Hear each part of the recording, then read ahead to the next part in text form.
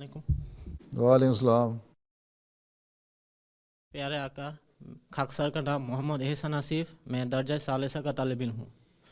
حضور، میرا سوال یہ ہے کہ معاشرے میں عموماً دو قسم کے لوگ ہوتے ہیں۔ اول، جن کو مذہب سے کوئی دلچسپی نہیں۔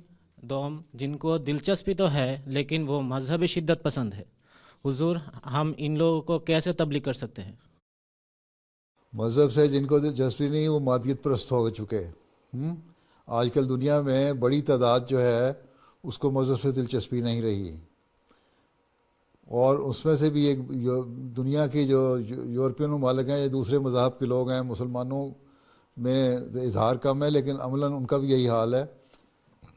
لیکن دوسرے لوگ جو ہیں، دوسرے مذاہب کے لوگ، وہ اظہار بھی کر دیتے ہیں کہ وہ خدا تعالیٰ کو نہیں مانتے۔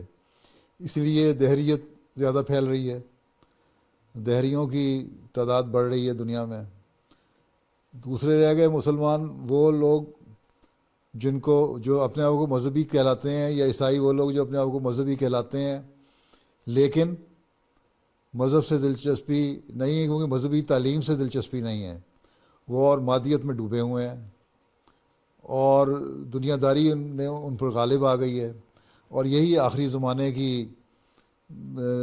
حالات کا نقشہ کھینچا تھا حضرت صلی اللہ علیہ وسلم نے، اور اسی آخری زمانے کی حالات کو نقشہ جب کھینچا تھا تو اس میں اس وقت مسیح موعود نے آنا تھا، اور انہی لوگوں کے لیے سورہ جمعہ میں آیات نازل ہوئی تھیں، اور یہودیوں کی مثال دے کے کہا گیا تھا کہ وہ دیکھو تم لوگ ویسے نہ ہو جانا۔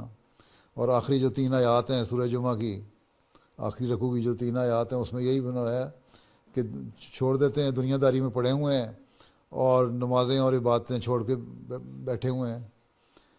پھر یہ تو پہلی قسم کے لوگوں کی 2 قسمیں ہو گئیں، اور تیسری قسم یہ ہے جو شدت پسند ہو گئے۔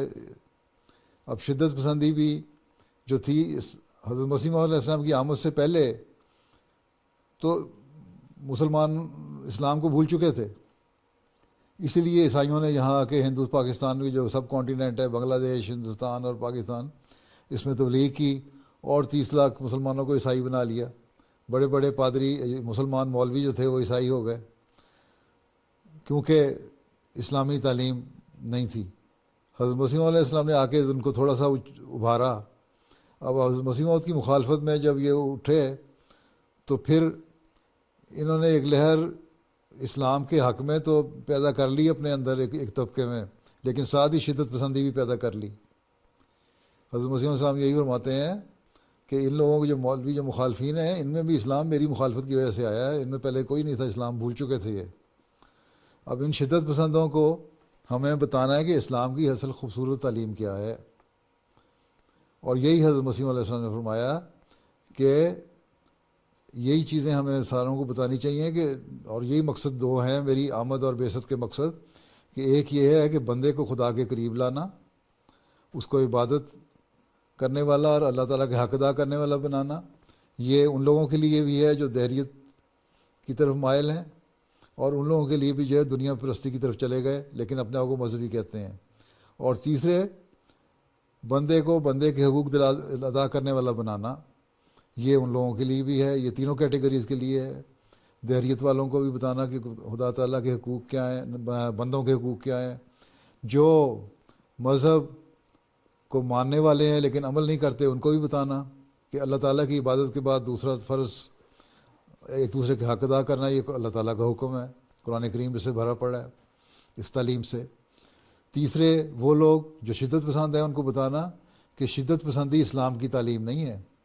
حضرت صلی اللہ علیہ وسلم کی زندگی تو لوگوں پہ احسان کرتے ہوئے گزر گئی ساری۔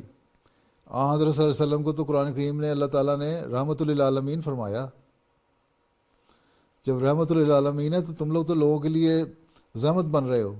کوئی ایک واقعہ بیان کر دو جہاں حضرت صلی اللہ علیہ وسلم نے خود انیشیٹو لے کے لوگوں پہ کوئی جنگیں ٹھوسی ہوں، کہیں بھی نہیں آیا۔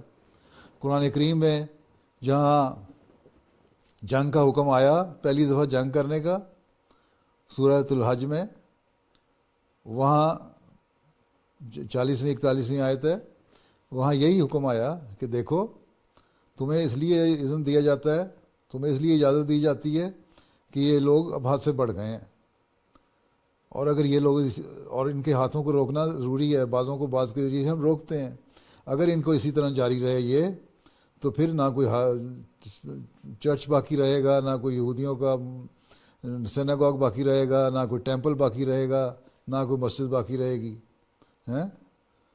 تو اللہ تعالیٰ نے تو قرآن کریم میں یہ حکم جب جنگ کا دیا تو مذہب کی حفاظت کے لیے دیا۔ شدت پسندوں کو کہو کہ تم نے کہاں سے یہ تعلیم لے لی؟ اللہ تعالیٰ تو کہتا ہے کہ مذہب کی حفاظت کرو، دوسرے مذہبوں کی بھی حفاظت کرو، کیونکہ اللہ تعالیٰ نے تو واضح فرما دیا کہ پھر تو جو مذہب کے مخالف قوم لوگ جو ہیں اور مذہب کو ختم کرنا چاہتے ہیں اور تم پہ حملہ کرتے ہیں، تب ان سے جنگ کرو۔ یہ نہیں ہے کہ تم اپنے انٹرسٹ کے لیے یہودیوں پہ حملہ کر دو یا عیسائیوں پہ حملہ کر دو یا بدھسٹ پہ حملہ کر دو یا ہندوؤں پہ حملہ کر دو اور ان کو مارنا شروع کر دو بلا وجہ۔ یہ شدت پسندی جو ہے اسلام اس کے مخالفت کرتا ہے اور اس کی تعلیم نہیں دیتا۔ حضرت صلی اللہ علیہ وسلم کی ہمیں زندگی اس پر گواہ ہے کہ آپ نے کوئی ایسی بات نہیں کی اور ہمیشہ لوگوں کو معاف فرمایا، اور آپ کی معافی کا ہی ہم نظارہ دیکھتے ہیں فتح مکہ کے بعد بھی۔ لا تثریب علیکم اليوم کہا ان لوگوں کو، کہا جنہوں نے بے شمار ظلم کیے تھے ہیں۔ تو ہمیں اس چیز کو لوگوں کو بتانا ہوگا، ان شدت پسندوں کو، کہ تم لوگ کس غلط کام میں پڑ گئے ہو۔